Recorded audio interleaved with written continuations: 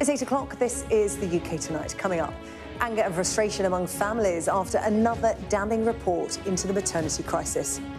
The National Review found women aren't being listened to and racism and discrimination are embedded in the system. Report author Baroness Amos calling them failings which shame our society. Well, campaigners say they've heard it all before. The Health Secretary says he's committed to change, confirming that a maternity commissioner will be appointed. We cannot go on having review after review, and yet women and babies, as well as their fathers and other family members, continue to needlessly suffer injury, death and lasting trauma. Also tonight, the notorious leader of a Rochdale grooming gang who can't be deported and will be released from prison this week. Shabir Ahmed was convicted of raping girls in their town in 2012. The Home Office says he can't legally be removed back to his home country of Pakistan. We'll have the details. Plus, cutbacks and cancellations, utilities and roads amongst the losers from the government's £15 billion plan for defence. But there's a surprise for Andy Burnham, as it's revealed that a third of that spending will need to be found in the next budget. And we'll go live to Atlanta in the United States, where England fans and our sports correspondent Rob Harris are preparing for England's last 32 clash with DR Congo. All that to come, and much more on the UK Tonight.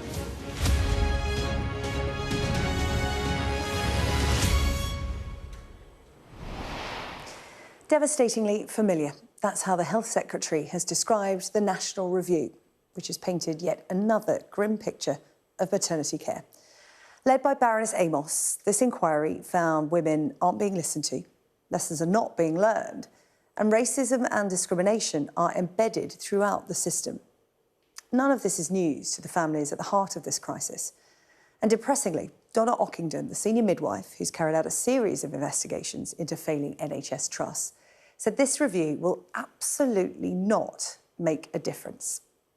One chink of light for campaigners, the Health Secretary confirming today that a maternity commissioner will be appointed. But again, there's no time frame on when that will happen. More on that in just a moment. But first, our health correspondent, Laura Bundock, has this report. Disappointed, if I'm really honest. Disappointed, missed the mark completely and really let down. I just think there was more that she could have said and done. The report hasn't done justice to the families that have spoken out, have given everything to make sure this doesn't happen to families in the future. They've waited months, but for bereaved families, this report has only deepened their anger. I feel incredibly let down by government at this point. Wes Streeting said that maternity kept him up at night worrying about it. He didn't stay in post long enough to see the results of his own investigation. I've not seen any consistency from any government in tackling maternity. What we need is the stability from a health minister that's going to be like, I started this, I finished this, I saw it through to change, to drive the change. And I think that's why previous reports have been recommendations, but no implementation has happened. The review reached familiar conclusions. Women not being listened to, inconsistent care and toxic cultures with embedded racism and discrimination. Baroness Amos recommends a new maternity commissioner and an immediate review of the triage system.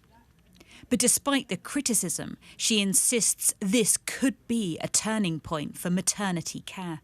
That's what I hope that our report is going to lead to, a long-term systemic change in maternity and neonatal care that actually will deliver the accountability, the safety, the quality that families are looking for. The government says it will implement the findings to ensure change and accountability. We cannot go on having review after review, and yet women and babies, as well as their fathers and other family members, continue to needlessly suffer injury, death and lasting trauma. We should all feel a responsibility to make sure this opportunity is not squandered. But days before publication, significantly, one of the country's senior maternity safety experts resigned from the inquiry. Bill Kirkup disagreed with the report's conclusion that there wasn't widespread emphasis on natural birth over intervention or caesarean delivery.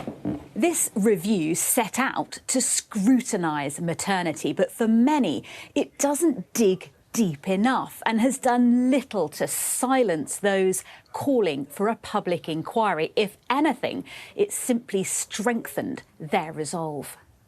Might sound harsh, but if our children were killed in a school shooting, there wouldn't be a question about whether an inquiry needs to take place or not. Our children are being killed by the NHS. So why are our children any less? Laura Bundock, Sky News. Well, Laura joins me now in the studio alongside maternity safety campaigner Amisha Adia. Thank you both for coming in to talk about this.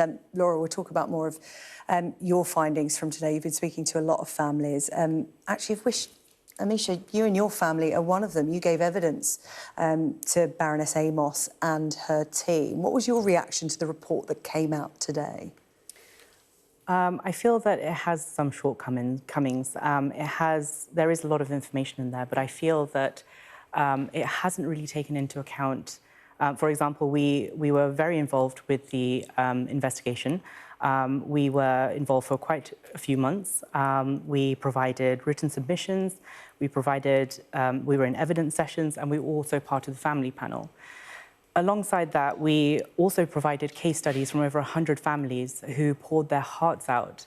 And these are women who, have been pouring their hearts out not only through case studies, but also through the media. And they'd been through catastrophic obstetric harm. And none of this was heard. It wasn't reflected in the report. And I feel a responsibility that by being part of the investigation, if this information is not portrayed as part of the review, how do we use lived experience or case studies to provide or to push forward improvement for future maternity services? Yeah, that's a really important point that you make. You gave up so much of your time, as did so many other families, but you didn't see your experience reflected in the report that came out today. And Laura, that's just one of a number of criticisms, because one of the criticisms has been that the national investigation and report focused a lot on the sort of clinical side and the staff accounts of what goes on.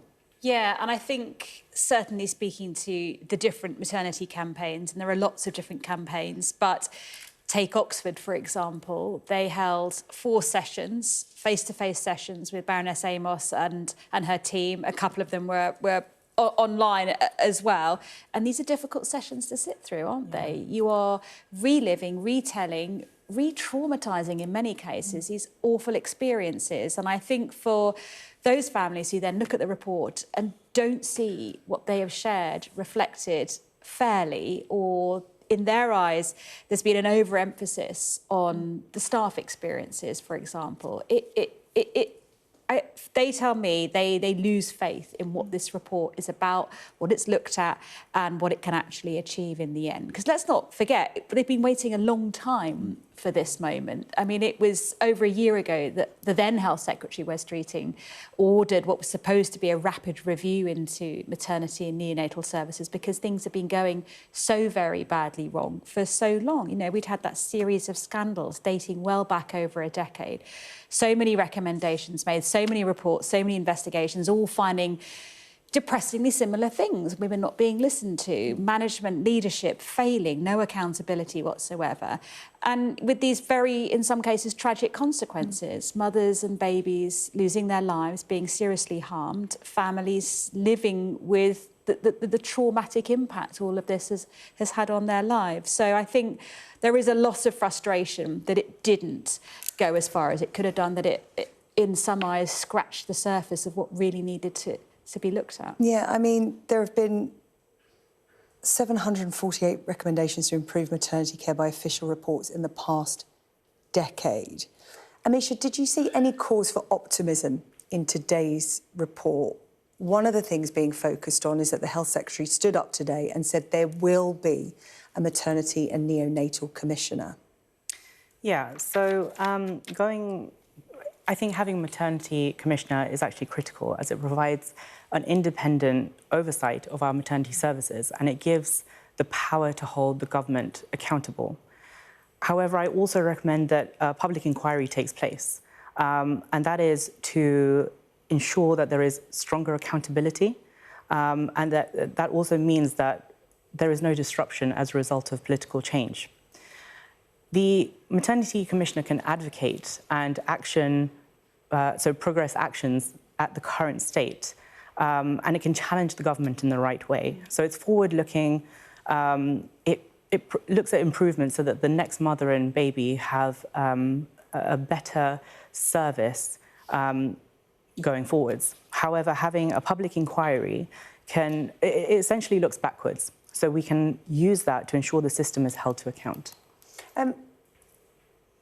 Laura, what has been picked out as cause for optimism? Obviously, the Maternity Commissioner very much being focused on, but what else has been picked out as being meaningful action? Because, you know, families like Amisha's have said, look, we've heard all this before. You're basically telling us something we've already known. Some families have known for over 20 years. Yeah. What meaningful action will come from this point today? Well, I think everyone accepts that this day, the 30th of June, was never going to be the point that suddenly maternity services are where they should be.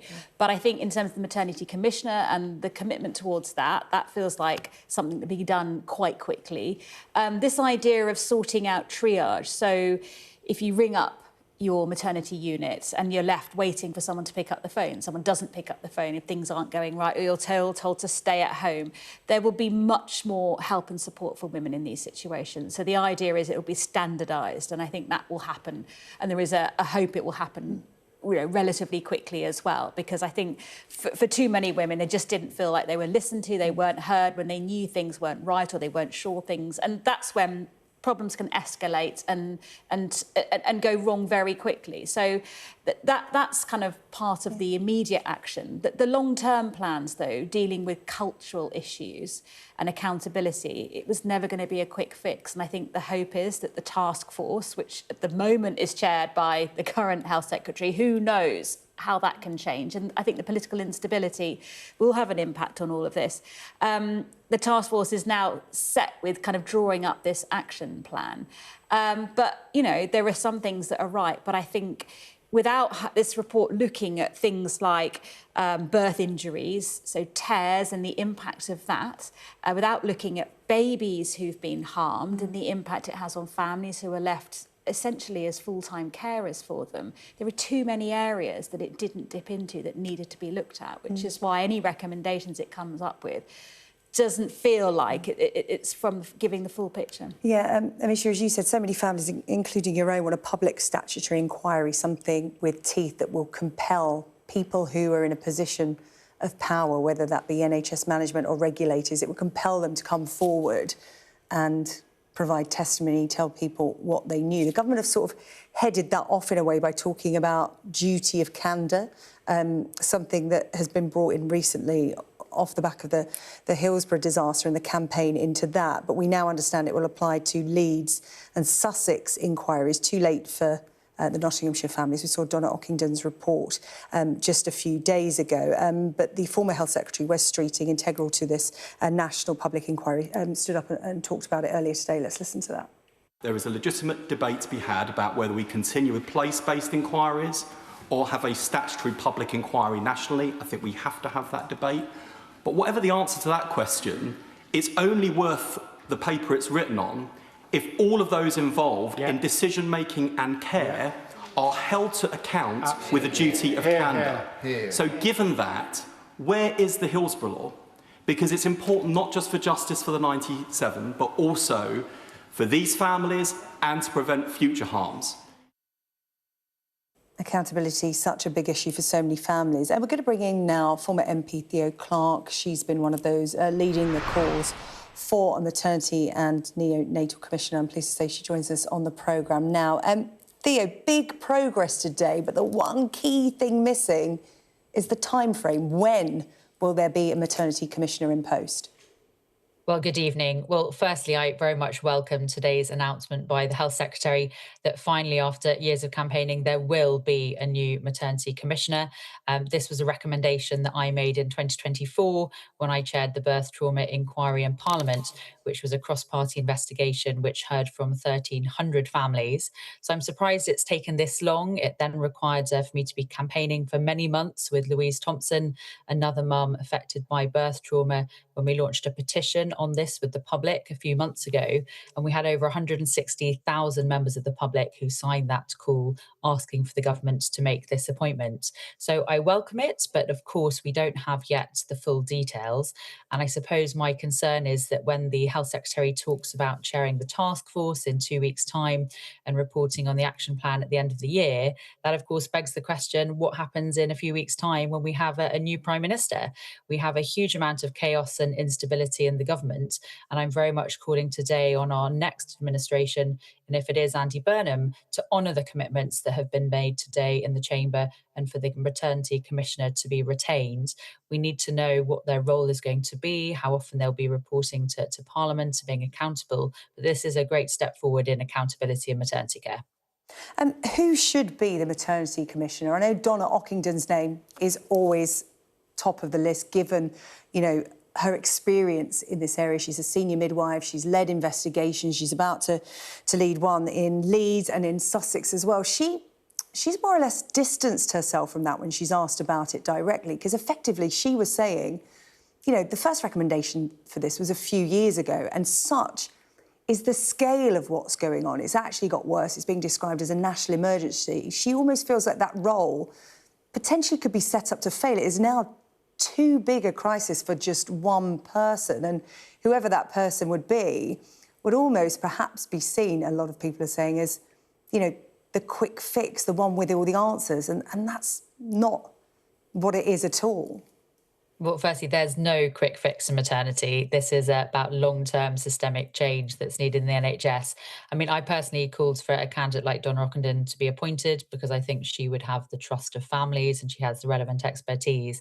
But ultimately, that will be a decision for the next Prime Minister and Health Secretary to have as the candidate. But I think what's really important is that this role is appointed and has teeth with statutory powers, but also it's alongside a greater investment in maternity care and a frank conversation about the culture within the NHS. I mean, I personally still find it astonishing that in the UK we have, in effect, a postcode lottery in maternity care. And depending on where you currently live, you will be referred a different level of services. I mean, to give you an example, I suffered from a very serious birth injury, which was barely mentioned in Baroness Amos's report today. And in some ways, I was lucky that I had a local clinic that referred me to services. But if I'd lived 50 miles down the road in a different constituency, I might not have been referred to any services at all. So I think the role of the Commissioner is really critical to helping to identify those variations in trust and really to have a standardised approach to maternity care. I mean, we tend to talk about the National Health Service, but in maternity, we don't have a national approach to maternity. And that's why I was calling for an independent expert to look at this, because quite frankly, I'm on my 8th or 9th Health Secretary making the case for increased investment in maternity care. And I really think that having an independent expert who's not tied to government reshuffles, who's not a party political appointment, is very important. Theo, thank you for coming on this evening to react to the report released today. A maternity commissioner will be put in place, but as yet no time frame. But Theo, I know you'll keep the pressure up. Former MP Theo Clark there. Really good to have you on the programme tonight. Thank you. Amisha, I do want to ask you about something that wasn't really addressed in the National Inquiry report, but was addressed by Donna Ockington in her report into Nottinghamshire just a few days ago, and that was about secondary victims. She talked about the effect of birth trauma on fathers, birthing partners, the ripple effect felt by family and friends from these life-changing events. And I know that your husband, Nick, is very passionate about this alongside you, because often those secondary victims are forgotten about and they're integral to this, aren't they? Absolutely. My husband, Nick, he's been my main advocate throughout the whole pregnancy journey. I remember at week 12 when we were told that there was a high suspicion of placenta accreta. Which is a really rare condition. Well, it's not rare, it's almost invisible, actually. It exists. It's not all staff are trained to be able to see that it exists in a woman's uterus. However, with more training, that should hopefully improve. But he was my main advocate and my main support. I remember when we were told that there's a high suspicion of it, he just went blank. He just went white. And you can ask Mr. Tigbo whenever you next see her, he almost fell to the floor because he was in the... I don't think I have the words to explain how he was feeling, and he would be able to tell you. But I can just tell you that he has never been like that before. The impact it has had on him is astonishing. He's lifted all the weight of the stress of the pregnancy off me, and he's taken it on himself. And throughout, from day one all the way through to deliver, and even to this day, he is my main voice for all of this. When we talk about impact, the day of my delivery, when our daughter was born, in the theatre, she cried once, and then the theatre went silent. And then we didn't know what was going on, but my husband was there, and he was taken to the side, and he was said, you need to make a decision. You need to choose whether you stay with your wife or you go with your daughter. She was put on mechanical ventilation, and the trauma that's been instilled in him lives to this day. And he is the strongest person I know, and I think more fathers need to be given more importance, because it's not just the mother or the birthing person that goes through this journey, it is the partner, the father, whoever else is out there helping the pregnant person going through this journey. Yeah, it is the family unit. Amisha, thank you so much. Amisha Adia there, maternity safety campaigner. Laura, thank you as well. We will continue to follow this story because I've been getting reaction to this report from the president of the Royal College of Obstetricians and Gynaecologists. She is Dr. Alison Wright, and I began by asking her if she understands why families are so frustrated with yet another inquiry that has found that they are not being listened to. My heart goes out to those families. I'm frustrated. Goodness knows how frustrated they must be. I think what's different now is that there is a collective, concerted effort with the task force, and I'm really optimistic. We have the right people around that task force, so the Secretary of State chairs it. I'm there. We have midwives, we have families. So we're all getting together. Exactly as you say, we have so many recommendations. So for the frontline staff at 4 o'clock in the morning, which we all do, we need a clarity of recommendations so that everybody knows and so that we can offer a better service. We all want to do better in maternity. So we really, now is the time. It has to be a turning point. With a collective action plan, there has to be ring-fenced money for this resource. We all want to do better, and we must do that. I just want to pull out a couple of actions because, of course, it's the National Maternity Report today. Just a few days ago, it was the Donna Ockington report into Nottingham University Hospitals Trust. Something that she recommended, she said a common theme was gaps in training. Again, we've seen that in this national report. Donna Ockington saying she wants to see nurse training for midwives, and she called for an urgent review of education for midwives and obstetricians. What are the gaps in training? What is it that midwives and obstetricians and gynaecologists need to serve mums and babies better? So we have a very clear curriculum. We had a review of our curriculum in 2024. Obviously, we're always seeking to improve. What I would say is that there are new aspects to our training, so particularly in cultural competencies. We hear loud and clear that we must do better to tackle racism and discrimination in the workplace. This has come up in every report. What we really need now is ring-fence time so that our obstetricians and our midwives can actually access that training. Because at the moment, what we're hearing is there are rota gaps in just about every hospital in the country. And therefore, when it comes to doing that really important training, whether it be fetal monitoring or obstetric emergencies or cultural competencies, all really important, that doctors and midwives are not able to be released from their day jobs, quite rightly. We can't pull people from labouring women, but it does mean then that we're not getting that really important training package to the obstetricians and the midwives, which we all want to do. Following on from the report into the Nottinghamshire community and the trust that looks after them, Donna Ockington, she said that there needs to be a maternity commissioner, and that's again come out in this national report. Is that what you think will help? Because Donna Ockington today, talking to the media, saying, you know, that recommendation first came out a number of years ago. Maternity care has got worse since then. Can one person really come in and make a difference? Has it got a bit bigger than that now? What's your view of a maternity commissioner? Yeah, I don't think one person can come and make that massive difference that we all need to see. But actually, I would welcome working very closely, as the RCOG, working very closely with the maternity commissioner. And I would see that person as working to coordinate everybody, to bring unity, which is what we need, between families, between obstetricians, midwives, all relevant professionals, working with government, as we are on the task force.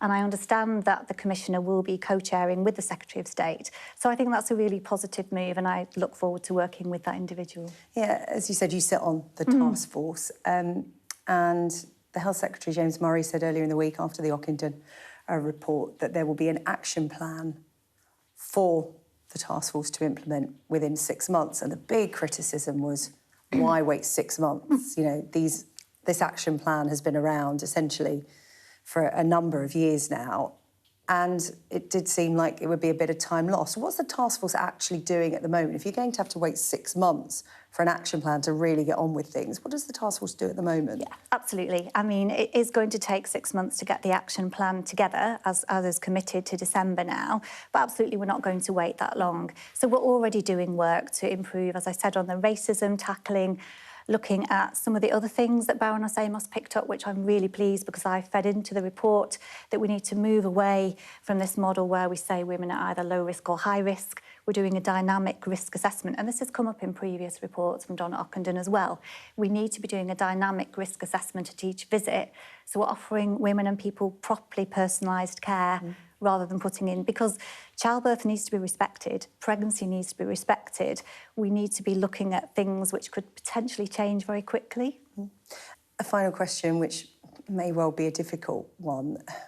When will mums and babies be guaranteed safe and equitable care? Because they've been waiting a really long time, and that's what they want to know. When will it stop being a postcode lottery? When will they be safe, knowing that they're safe going into give birth? What I can say is that I and our members are 100% absolutely committed to providing and doing whatever we can to make sure that every woman and person has a safe, equitable, compassionate, personalised care in their birth and pregnancy. Well, in her report, Baroness Amos says women and babies are being failed on a scale that shames our society. But we already knew that. Between 2014 and 2025, inquiries into maternity services in this country made 895 recommendations. Let that number sink in, 895. How many times do we have to highlight what is wrong before we actually get on with putting it right? The families whose lives were changed forever by this crisis have heard all of this before, in review after review after review. What they want is action, and they want it now. Still to come on the UK Tonight. The ringleader of a grooming gang set to be free from prison this week. We'll have the details. And the Prime Minister has unveiled extra funding for the armed forces, but there's a surprise for Andy Burnham.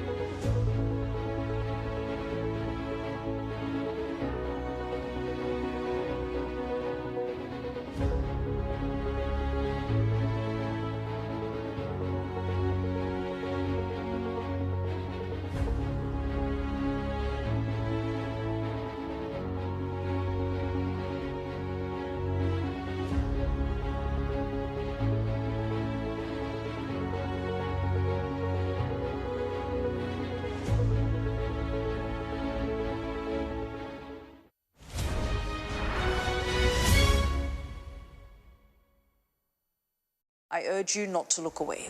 If Hamas hands the hostages over, they will end this conflict. The world has been watching. Good to see you again. How are you? Did she say how he was? The conditions are awful. The jets were ordered to come back. Historic day here today. How will you respond if India does launch airstrikes? They'll be allowed to war. I'm just going to put some body armor on. I'm Yalda Hakim. The victims of a notorious Rochdale grooming gang have been told that the gang's ringleader is set to be released from prison this week and cannot be deported. Let's get the latest from Sky's Molly Malone, who's been following this story.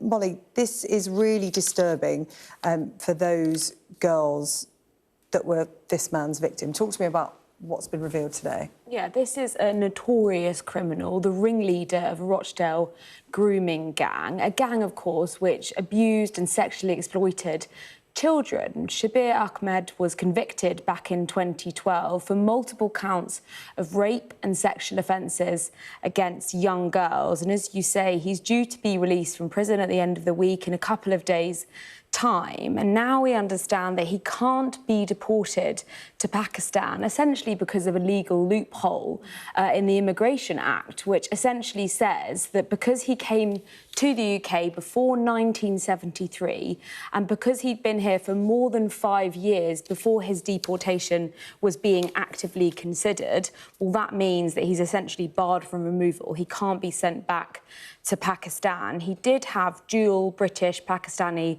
citizenship, but was stripped of the British part of that when he was convicted. Now, the Home Office are keen to stress that this is applying only to a limited number of people, this provision in the Immigration Act. I'll read you a bit of what the Home Office said. They said Ahmed's horrific crimes were at the heart of the grooming gang scandal that represents one of the darkest moments in our country's history. The most vulnerable people were abused and exploited at the hands of evil child rapists and must face the full force of the law. On his release, he will be on the sex offenders register for life, ordered to stay away from his victims and banned from contacting any child or young person. As well as facing strict curfews and restriction zones, his every movement will be tracked, forced to wear an electronic tag. Should he breach his conditions, he will be immediately locked up. You can only imagine, though, how hard it will be hearing that, being one of his victims as well, vulnerable young girls who at the time the judge said were treated as though they were worthless. And actually we've had some words tonight too from the Rochdale MP, Paul Waugh. He said Shabir Ahmed raped and sexually assaulted white girls as the ringleader of the Rochdale grooming gang and repeatedly raped a young Asian girl too. The vile paedophile had joint UK-Pakistani citizenship. He should be deported to Pakistan and not allowed anywhere near those he so wickedly abused. The people of Rochdale want him booted out of the country, and we should do everything we can to make that happen. Now, one other important thing to mention, the man who could be about to be Prime Minister, Andy Burnham, he'd previously been calling on the Conservative government to deport members of the Rochdale grooming gang. In a couple of weeks' time, he could be in charge, and I think the victims of Shabir Ahmed will be hoping that he can do something about this legal loophole and potentially change the direction of this case. OK, all right. Molly, thank you very much for that. Molly Malone with the details on that story. In what will likely be one of his last acts as Prime Minister, Sir Keir Starmer announced today an extra £15 billion of funding for the armed forces as part of the long-delayed Defence Investment Plan, which the government says will include the largest ever investment in drone warfare. The PM said some road and energy projects would have to be scrapped to fund the project, but military chiefs say the plans fall short of what is needed to keep the country safe. Our Security and Defence editor, Deborah Haynes, reports. It took 1 year, the resignation of 2 ministers, and heated rows over cash. But the UK does finally have an investment plan for defence that's meant to end decades of decline. The best way to avoid war is to prepare for it. The best way to defend is to deter, to have the strength to make your adversaries think again before they act. And that is what we are delivering. Keir, nice to see you. Strong rhetoric, Yet it's never been backed up by the kind of funding the military says it needs. Still, Dan Jarvis, the new Defence Secretary, gave the plan the big sell, having squeezed an extra £1.5 billion from the Treasury. But that only happened after his predecessor quit in protest at being shortchanged. More money matters, of course it does, but so do the choices we make on how to spend it. And so, I have taken the decision to reprioritise a further £1 billion within the plan to ensure that it better reflects the way that war is waged today. It also means some kit is being scrapped, with things like the RAF's Storm Shadow cruise missiles going in favour of a cheaper version. Dozens of military helicopters are being axed too, while a push to expand the cadet force is being slowed down, even though initiatives like that are seen as vital for rebuilding wider national resilience. Of course, there is a lot in here about new investments in air, sea and land drones, as well as AI and other technologies that are transforming the battlefield. But the overwhelming bulk of the investment plan is still locked into large legacy platforms, such as submarines and jets, that won't be delivered until the 2040s and beyond. It's why there's been such a big bust-up about the need for more cash faster, as that's the only way the rest of defence can possibly get prepared for a potential war with Russia by 2030.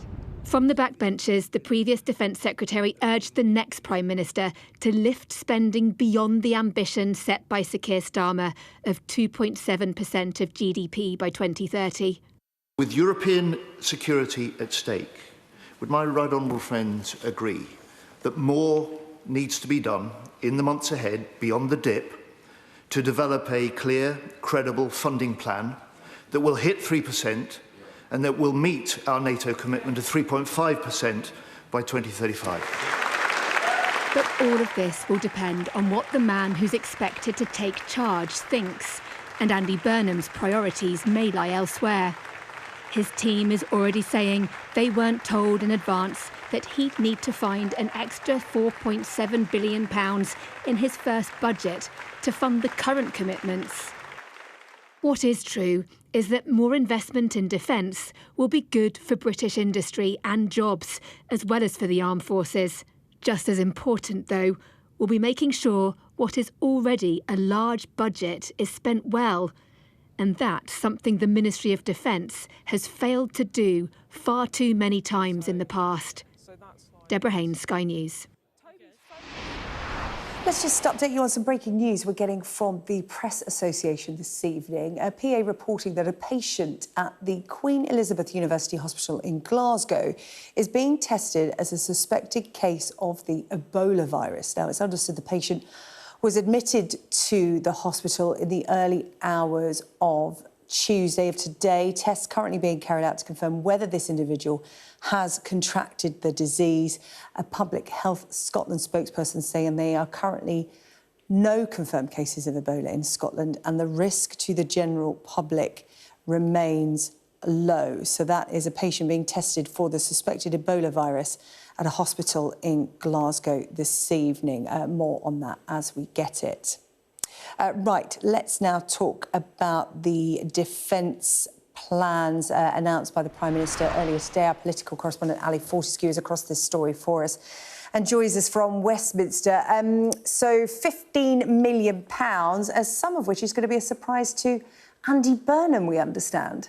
Yeah, there are a few surprises, SJ. I mean, look, it's been a long road to get here for people watching on. It's taken more than a year. It's taken one Defence Secretary, one Defence Minister resigning, and there's still a long road ahead. I mean, we're talking about 2.7, let alone the 3% that John Healey was talking about, the 3.5% that NATO had been talking about, Prime Minister saying that we'll have to look at that in the 2027 spending review. As you say, you know, so much of this is not a problem for Keir Starmer, who's obviously in legacy-making mode. It is a problem for the guy who's going to replace him, which is probably, almost certainly, going to be Andy Burnham. So how is he going to square that circle without seeing public sector cuts or seeing tax tax rise. I should say there's a recent poll from Ipsos that gives you a bit of a sense of where the public's actually at on this, which we don't always talk about.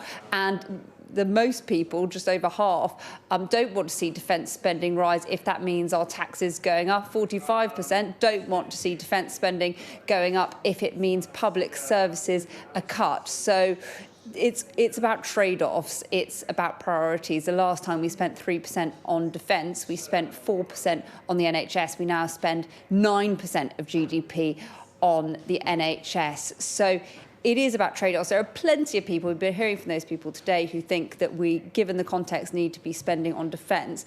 But there were lots of MPs in Parliament who were uncomfortable with some of the trade-offs. And the Prime Minister was saying this isn't coming from day-to-day spending, but it is coming from capital investment, and that includes projects for roads. We know the A38 and the A46 are the projects that he is planning on scrapping, or his successor is going to have to scrap. There's been quite a backlash to that. Robert Jenrick saying he's furious. The East Midlands Mayor saying it's completely unacceptable.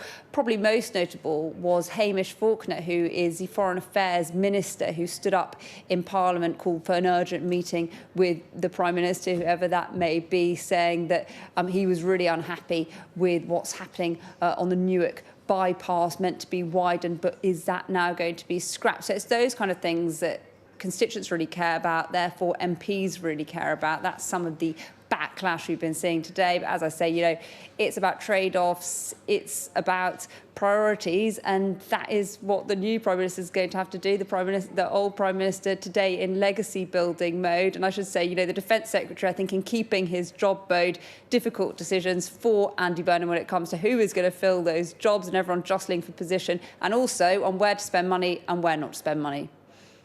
Ali, thank you. Ali Fortescue there in Westminster. Let's talk more about that polling that Ali mentioned, the public being asked about defence spending. Let's speak to Gideon Skinner from the polling firm Ipsos that carried out this latest defence poll, which shows that there is an increase in public support for more spending on defence, given the current global climate. Yes, good evening, and that's absolutely right. I mean, defence isn't the top priority for the public, but over the long term, we have seen an increase in support for more defence spending. Just under half, 47%, say they'd like to see more spending on defence, and that's up about 20 points from summer 2022, so 4 years ago. There's been an underlying increase over the long term in support for defence, more defence spending. But as Ali said, it's the trade-offs that make it really difficult where that money is going to come from. Yeah, when the public think or talk about defence spending, what do they mean? Are they thinking of spending on big warships? Are they thinking about armed forces? Are they thinking about cyber security? You know, what comes to the public's mind when they talk about defence spending? Yeah, I mean, in fact, all of those. And when we ask people what are the priorities for more defence spending, the public recognise that there's a number of calls. So there are kind of classic things like equipment and tanks and more personnel, but they recognise that there's new areas. So things like intelligence and cybersecurity are important functions for more spending to the public. Also, even civil defence, so making sure that the army is able to help in issues such as flood defence and things like that at home. So all of those are important to the public. They recognise there's a number of claims on the purse. Yeah, those who support more defence spending, where do they think that the money should come from? You were mentioning trade-offs. What are they willing to trade? So they're pretty split, and actually that's where it gets interesting and difficult for the public. So a lot depends on how it's framed. So if you say, would you support more defence spending if it leads to more jobs for young people through apprenticeship, 7 in 10 support that. If you say, if it leads to more investment in infrastructure or technological innovation, around 6 in 10 support defence spending in that case. But if you say it might lead to increased taxes, more government borrowing that you personally pay, or public services that you receive, that support falls all the way back down to just 2 in 10. So it's those real trade-offs and like on taxes, even if people think taxes should go up, they much prefer it to be taxes on the wealthy or sort of sin taxes rather than broad-based taxes like income tax for everybody, council tax, VAT, the sorts of things that are going to raise most money the public are least in favour of. Yeah, it's interesting, isn't it? Defence overtaking housing to become the third highest public service investment priority, trailing only border and immigration control and the NHS. Talk to me about shifting political trust. Who do the public trust on the issue of defence? Of course, we may well have a new Prime Minister. Well, we will have a new Prime Minister in a few weeks that's looking quite like Andy Burnham. Yeah, so I mean, actually, defence is quite similar to many other issues at the moment in that there's a bit of a none of the above feeling amongst the public. Labour did have the most confidence before the election, if we go back before the 24 election, but like many issues, sort of that confidence and trust in Labour has just sort of steadily declined, and now they're really much of a muchness with everybody else. And the Conservatives are slightly ahead, probably, but there's not a lot in it, and at least half, if not more, of the public don't have confidence in any of the parties on defence. They don't think any of the parties have the answers at the moment. Gideon, just a quick question about what tends to shift public opinion when it comes to defence spending. I mean, obviously, we talk about so many global conflicts, and you mentioned issues closer to home, like flooding and the like. What sort of tends to shift public opinion when it comes to defence spending? What are the key factors? So what we've seen in the past is that quite often it's responsive to specific events, specific conflicts. So attitudes towards defence can be quite spiky. They can go up really high one moment, and then when defence comes out of the news, it can drop down again, unlike other bread and butter issues like the NHS or cost of living, which are sort of permanent concerns. But it is clear that defence there is being more attention being paid to defence. We've seen greater global instability. People are seeing more and more that has an impact at home as well, particularly in terms of the economy or the energy bills that people face. So that is an issue. And actually, if you take a longer term look at Ipsos, we've got trends going back to the 80s on some of these issues. And there's clearly a big difference over that sort of generational period. It was the case that there was a big sense that defence spending could be cut back in the 80s.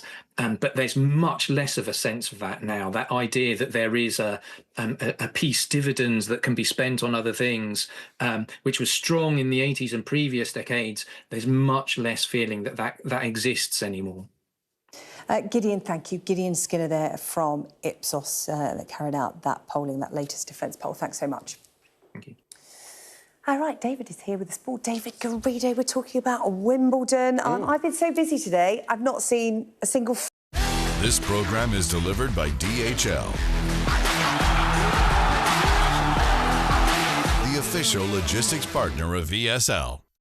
Welcome to the DHL Sports Hub on Sky News. Coming up, Ben Stokes explains why the time was right for him to step down as England captain and quit international cricket. And we'll hear from Enzo Maresca after he signs a 3-year deal to replace Pep Guardiola as manager at Manchester City. But we start with Formula 1 and a rejuvenated George Russell, who admits to satisfaction at his own resilience after he claimed his first Grand Prix win in 7 races, with victory in Austria to close the gap on his Mercedes teammate and world title rival Kimi Antonelli.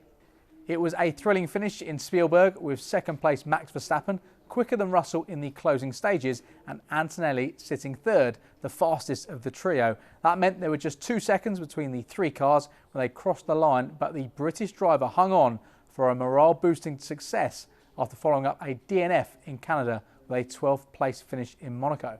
It feels great, to be honest. I think more than just the result, it's just, psychologically it's been a tough few races for me, and I've had a huge amount of support, and which has really helped me stay resilient and continue to believe in myself.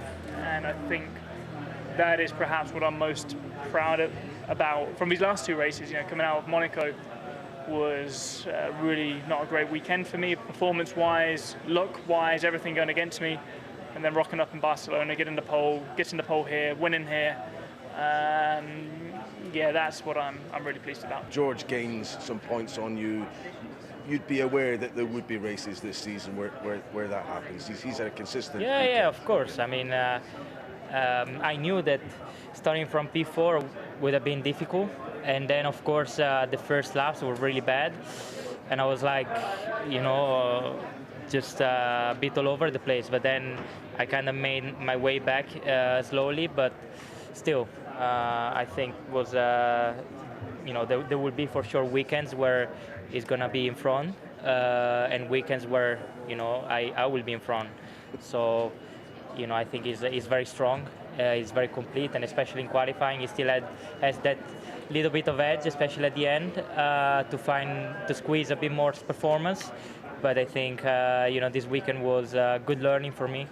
Russell's success on Sunday means he's back up to second in the drivers' standings, overtaking Lewis Hamilton to sit 40 points behind Antonelli. Just 1 point separates Oscar Piastri, Lando Norris and Charles Leclerc in 4th, 5th and 6th, with Max Verstappen just 6 more adrift. For the 5th time in 8 races so far this season, it was Antonelli who took the DHL fastest lap award as he seemingly cruises towards that title. His time on lap 59 was just over a 1/10 of a second quicker than that of Verstappen 2 laps earlier. Racing Bulls are having a stellar campaign in the DHL fastest pit stop, claiming their 3rd of 2026 with Arvid Lindblad's visit of 2.03 seconds. That's just 300ths off the best of the year, but it's Mercedes who still lead the way overall by 21 points from Ferrari. Verstappen, meanwhile, was named Driver of the Day, presented by Salesforce. Red Bull's best result of the season might help their cause as they try to retain the Dutchman, but he's been linked with a move to McLaren as part of a potential swap with Piastri. Well, I'd be very surprised if Lando or Oscar went elsewhere because they're very happy. Of course, we've got contracts, but even besides that, contracts aside, we're very happy with them. They're very happy here. If for some strange reason someone slipped on a banana peel getting out of the tub, then yeah, of course, Max is a 4-time world champion. As for Hamilton, his 5th place finish was a deflating follow-up to the 7-time champion's first Grand Prix win with Ferrari last time out in Barcelona. He initially got past his teammate Leclerc from the 2nd row and also jostled a couple of times with Verstappen, but a lack of pace in the long run ultimately left him almost 30 seconds behind. I thought it wasn't looking too bad in the first few laps. With George, I was kind of holding on for a second, and then the rears just dropped off on every set. For some reason, the balance was very open, very difficult. And I think on Friday we were down 0.6 just in straight line speed. And I have to go and see what the case was today, but I'm sure it was not insignificant. But also just grip-wise, we just couldn't keep up with everyone today. So very tough one, but I'm grateful for the points. On to football and the FIFA World Cup, where England play their round of 32 fixture against the Democratic Republic of Congo in Atlanta tomorrow. It hasn't been a great tournament for the European teams after the likes of Germany and the Netherlands were eliminated. Despite that, hopes are high for Thomas Tuchel's side and that they can progress to the latter stages. That's something Arsenal winger Noni Madueke is perfectly comfortable with. Expectation is something I think all the members of our squad deal with on a daily basis, so it doesn't really make any difference to me or to anyone. You're a top player, you're here for a reason, you're playing for your country on the biggest stage. You have to have that confidence, that excessive confidence in your ability, because at the end of the day, alongside your teammates on that pitch, it's down to you to deliver. So whatever gets you in that mind frame to be able to do that, I feel like that's good. Well, the former Manchester City manager Pep Guardiola has been amongst those watching games in North America, and his replacement at the former Premier League champions has finally been confirmed. Enzo Maresca has signed a 3-year deal, with City paying his former club Chelsea more than £17 million in compensation after he left them on New Year's Day. Yeah, it's a huge challenge. It's for many reasons, all the success of the last 10-15 years. But at the same moment, it's a nice challenge. It's it's exciting because the target is to continue or to carry on the last decade or the last years that everything was very, very nice. Probably the reason why I'm here is also because the idea from the club is to maintain the same, style of football, the same idea, and we're gonna try to do the most important thing in football, that is try to win.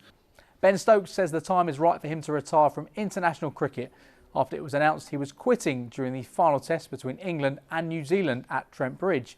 News of the home captain's decision broke on day 4, and he then took a wicket with his very next ball, but couldn't help England avoid defeat by 160 runs to lose the series 2-1.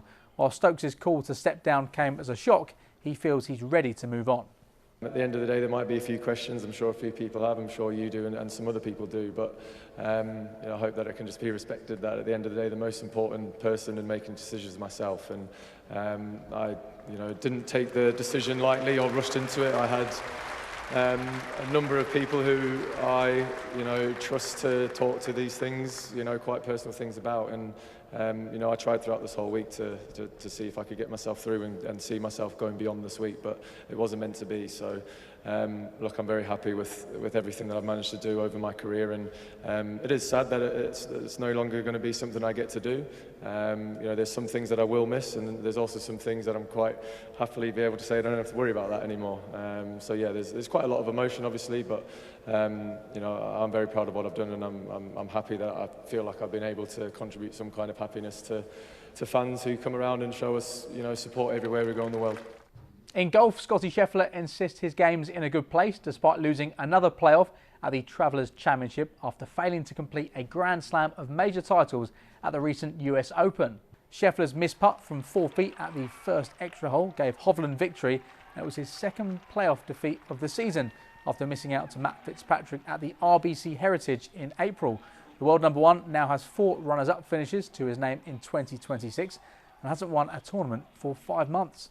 I played solid over the course of 4 days. There's obviously some shots that I'd like back, but overall it was a good, solid week. Obviously a little bit disappointed with the finish, but overall I feel like my game's in a good spot. Overall, definitely some good things to come from this week. I struck the ball really nicely, and it's just one of those weeks where I was close, but just wasn't quite good enough. It's been stressful, but yeah, it's unbelievable, especially after Scotty hits it so close there on into it was.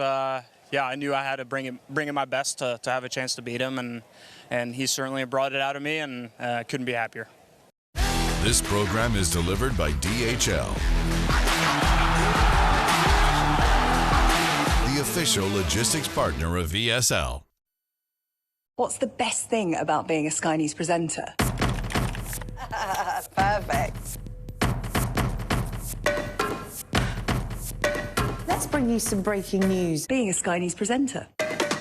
I began by asking, thank you so much, trusting us to tell her story. The battle for number 10. Sky News has been given exclusive access. Let me give you a sneak peek. It was the day those present would never forget. Why did you decide to open up and tell your story?